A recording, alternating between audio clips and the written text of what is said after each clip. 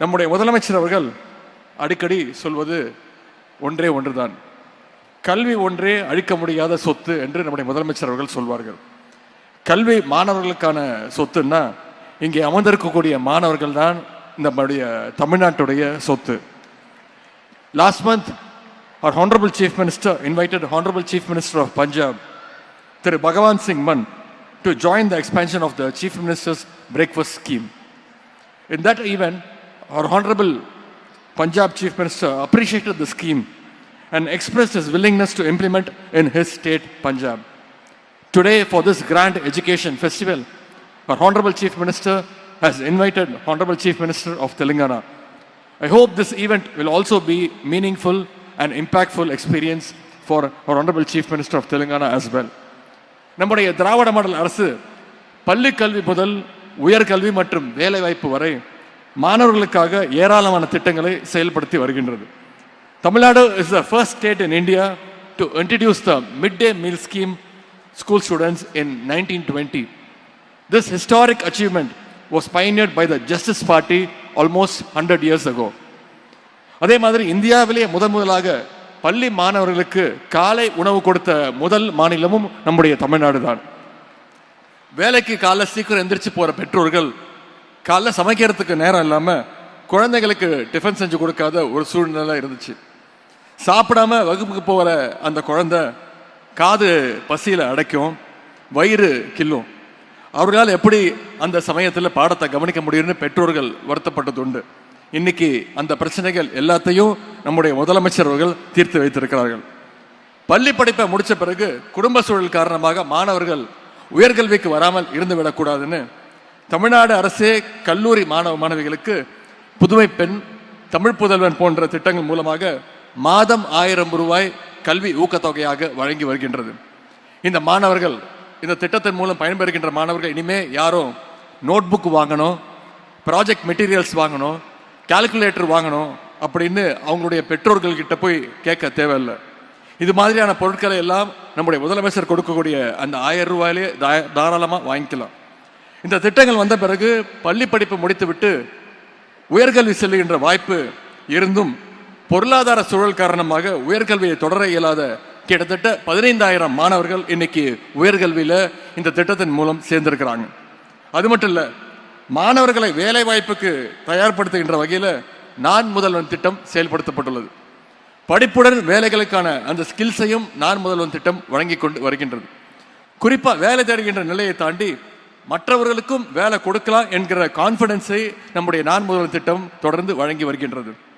கல்விக்கு மட்டுமின்றி இன்னைக்கு உடல் கல்விக்கும் விளையாட்டுக்கும் நம்முடைய அரசு, நம்முடைய முதலமைச்சர் அவர்கள் முக்கியத்துவம் கொடுத்து வருகின்றாங்க. இந்த நிகழ்ச்சியுடைய பெயரே கல்வியில் சிறந்த Tamil Nadu.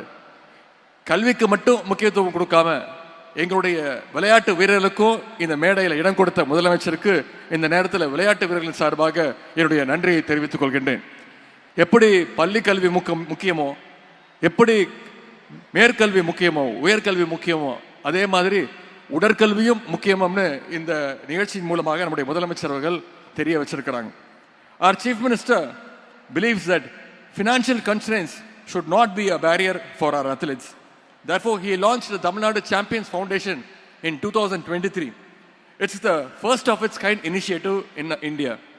Our Honorable Chief Minister has personally contributed 5 lakh rupees as the very first supporter to the Tamil Nadu Champions Foundation, and I'm proud to say he was the first contributor for this foundation. Tamil Nadu Champions Foundation மூலமாக இன்றைக்கு ஆயிரக்கணக்கான வீரர்களுக்கு சுமார் 25 கோடி ரூபாய் மதிப்பிலான நிதி உதவியையும் விளையாட்டு உபகரணங்களையும் வழங்கியிருக்கின்றோம்.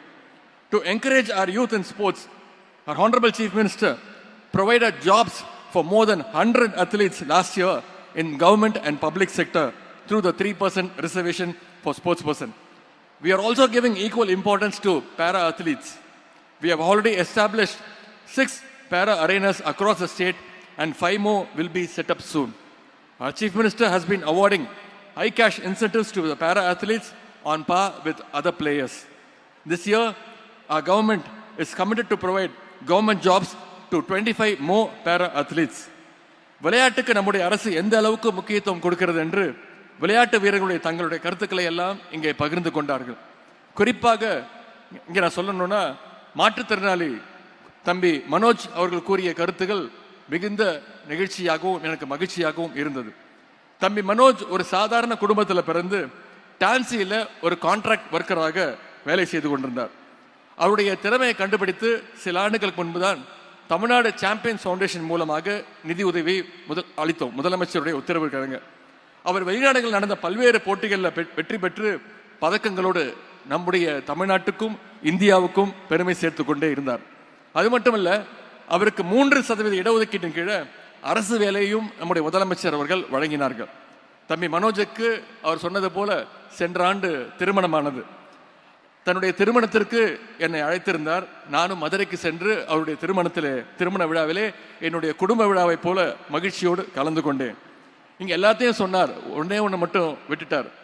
விரைவில் திரு மனோஜ் அவர்கள் ஒரு தந்தையாக போகிறார் என்ற அந்த செய்தியும் இங்கே கூறிக்கொள்ள விரும்புகின்றேன்.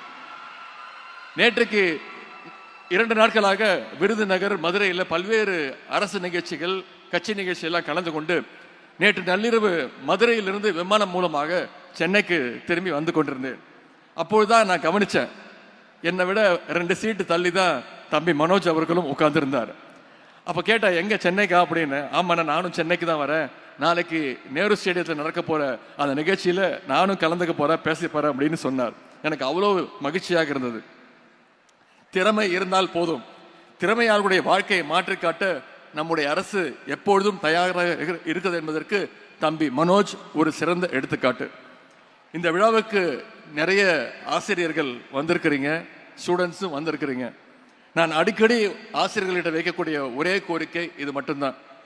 மேக்ஸ் டீச்சர்ஸ், சயின்ஸ் டீச்சர்ஸ் எங்களுடைய பிடி பீரியடை கடன் வாங்கி பாடம் நடத்துவதை அறவே தவிர்த்திட வேண்டும் என்று ஒரு விளையாட்டுத்துறை அமைச்சராக, விளையாட்டு வீரர்களின் சார்பாக, ஸ்டூடெண்ட் சார்பாக மீண்டும் என்னுடைய கோரிக்கையை நான் வைக்கின்றேன்.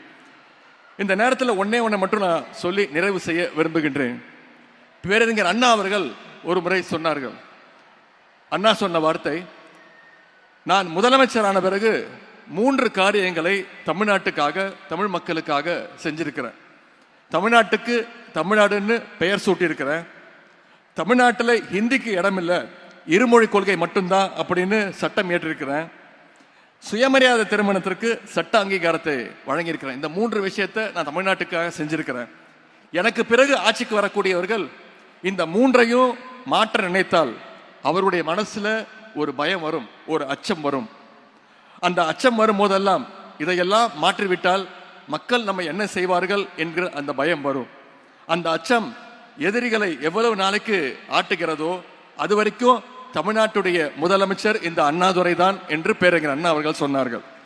அதையே நான் இப்பொழுது கொஞ்சம் மாற்றி சொல்ல விரும்புகின்றேன். காலை உணவு திட்டம், புதுமை பெண் திட்டம், தமிழ் புதல்வன் திட்டம், நான் முதல்வன் போன்ற திட்டங்களை எல்லாம் நம்முடைய முதலமைச்சர் அவர்கள், நம்முடைய திராவிட மாடல் அரசு இன்னைக்கு வழங்கியிருக்கின்றது.